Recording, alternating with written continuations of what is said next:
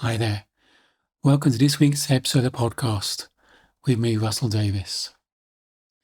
I've been taking some time out in September, so for a couple of weeks we'll be diving into the archive. This week we're looking at Judgment from May 2024. In this episode I share a personal story that began with a quite simple conversation, but ended up with a kind of life-changing realization about judgment. It's about uncovering the silent rules we've absorbed over the years, the ways we measure ourselves and measure others, and how our inner critic quietly shapes our lives, and often in ways we don't like or want. If you've ever felt stuck in life or frustrated or feel like you're going through the motions of life, this episode might just help you unwrap the wrapper of life and really absorb life to its full. I like the analogy of sucking a sweet with a wrapper on. Sometimes we go through the motions of life but not really absorbing the joys, the fruits, the essence of life, to really create a life that inspires us. So let's dive in and work out how we can do that.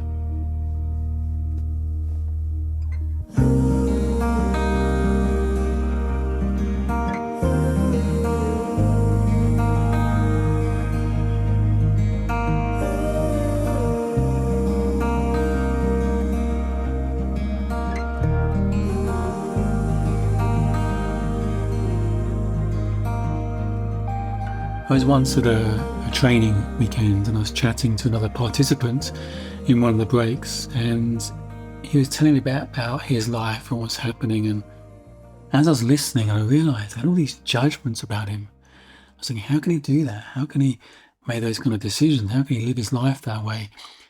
And it really struck me how I have these judgments. I suddenly thought, perhaps I'm quite judgmental. To be honest, that thought never really occurred to me because I've always tried to be a good boy. All of my life, I was the good one. I was a good boy. I'm a good man, a good Christian man for many years. And all I like to think I'm a loving man, a kind man. And these are the qualities I really value. I'm not judgmental. But at that moment, it really struck me how I think I'm judgmental. And interestingly, went into the next session and the speaker started talking and the subject actually moved on to judgmental thinking. I don't believe in coincidences. I found it quite amusing, but also quite insightful and humbling. And it really helped me see that I do have these habitual thoughts, judgments, because I may judge other people, but it's because I judge myself. It's because I brought up an environment where I was judged, whether it was good, bad, right or wrong. And I learned that that's what you have to do. You have to be a certain way. There's a right, there's a wrong, there's a good, there's a bad. So I learned this environment. I absorbed these judgments for myself. And that led to a lot of fear, anxiety. I was a worrier, a lot of overthinking, disconnection from my heart, my soul, procrastinating, just getting in my own way. Just like I'm treading water in life. I feel like I was sucking a sweet with a wrapper on, going through the motions of life, but not really savouring and really enjoying it. And there was this judgment, habitual judgment seemed to be one of the core reasons for that. Yeah, and realising that my thinking assumed there was a right way of doing something and a wrong way. So for me, my people pleasing was trying to work out what the right way to be in a situation was.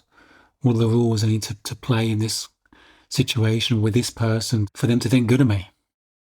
Constantly judging what is good, bad, right or wrong in any situation to avoid their judgment. How much judgment was just ruling my life? The avoidance of judgment, which created judgment. I begin to realise that the judgment is an idea, it's a thought, it's an opinion. There's no right or wrong or good or bad. It's just an opinion. It's not reality. It's not truth. If someone thinks bad of me, judges me, they're just thinking that way about me. It's just not true as to who I am. My soul, my heart knows who I am, not their thinking. Their thinking may be aligned to my heart, my soul, it may not be, but it's their thinking, contaminated by their own experiences, life experiences, beliefs, insecurities, fears. My people-pleasing was about avoiding judgment. The more I realised I don't need to be scared of someone's judgment because it's just an opinion. It's not true. I can choose to believe someone else's thought about me, or I can choose to believe my truth about me, who I believe I am. So having that insight that I'm judgmental was very humbling and difficult to recognise initially. It became very freeing, incredibly freeing. I began to explore the idea of judgment, what it really is, and how my fear of other people's judgments led me to be judgmental. Because I was constantly judging myself as to whether I was being the right person or not. And thus I started judging other people. It became a habit, seeing life through this black and white way of this kind of good, bad, right or wrong. I was thinking there's a right model of the world, or the way I see things are right, and other people must be wrong. We all think differently. Everyone has their own different model of the world that makes sense to them. None of them are right or wrong, they're just different. They're just different. And we take on judgments of ourselves. I thought I was judging who I was being. I'm a good man. I had this unconscious template of who I should be. And then constantly measuring, assessing, judging whether I was aligned to that or not. Judging who I am, who I should be. It's exhausting. It's really exhausting. And it was really freeing to recognise they're just made up. They're just thoughts. Who I think I am, who I think I should be. They're just ideas, imagination. None of them are real. None of them are real. You can let go of all of it. That creates a sense of space, freedom, relief, possibility. My mind kind of quietened. And I realised I'm not who I think I am, not who I think I should be. There's a third way. My heart, my soul, an inner truth of knowing I'm okay. I made mistakes. I'm not perfect. But I'm okay. I'm more than okay. I'm more than love. I'm love in human form, we all are. With this energy of life in human form, we're innate possibility. We're limitless. I get a real sense of who I really am. My grounding, my anchor. And sometimes we get blown by the winds of this human experience, but like a tree has roots that keeps it stable, and it can blow in the wind, but its roots are grounded. Knowing who I am, my heart, my soul. Yeah, often I'm not that way. I get caught in fear and insecurity. I can be grumpy, I can be short, I can be angry, but deep down I know I'm okay. I'm not bad or wrong. I don't have to judge myself for that. And in fact, I can forgive myself for my judgments. The judgments I've taken on over the years. I can forgive myself for judging myself that way, for thinking that way. I can blame my mum, but A, she's no longer around, and B, it was in the past. I'm not the child living with my mum anymore. Even when she was around, I wasn't the child living with my mum. We're in a different relationship. It's easy to blame our childhood, but it's us continuing the limiting thoughts and beliefs we may have picked up along the way. Innocent misunderstandings about ourselves and life we picked up when we were young.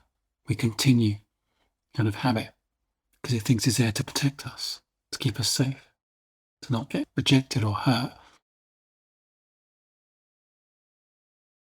This means we continue those judgments, those fears, those insecurities. I can forgive myself for that. I did it in all innocence. And forgiving ourselves for those judgments frees us. Frees us to stop trying to be who we think we need to be. And help me let go of judgments more widely. It brings an innate sense of self-compassion, but also compassion and understanding for others. Now, they're not just caught in their judgments. They're caught in their judgments maybe from their childhood experience. It's their habit. They're often not aware they're doing it. Everyone's doing their best with the resources they have available in that moment. Everyone is doing their best with the resources they have available in that moment, which includes their state of mind, including you.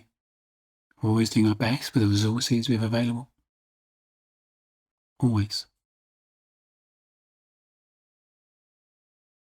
So the more we begin to recognize our judgments with loving compassion, we can let them go. Instead of fear, anxiety, overthinking, worry, we became more alive to life, the sense of possibility in life. Freedom to feel, to be, to connect. Judgment is almost disconnection. I think love is the opposite of judgment. Love is understanding, compassion. It's the opposite of judgment.